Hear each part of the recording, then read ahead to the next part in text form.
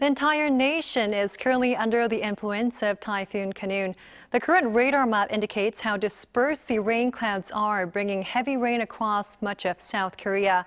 The entire nation will be lashed by torrential downpours until tomorrow morning. The ground is already very weak and saturated from previous downpours, so please take extra precautions beforehand to prevent any further damages. While temperatures will stay in a similar range for Seoul at 28 degrees Celsius tomorrow, other regions will see hot spells returning. After the rain tapers off tomorrow daytime, a surge of hot air mass will bring temperatures to near 30 degrees Celsius. Places like Gangneung will see highs jumping by about 6 degrees. And morning temperatures will be ranging from 23 to 26 degrees nationwide. For the daytime, Seoul and Chuncheon will see lingering showers.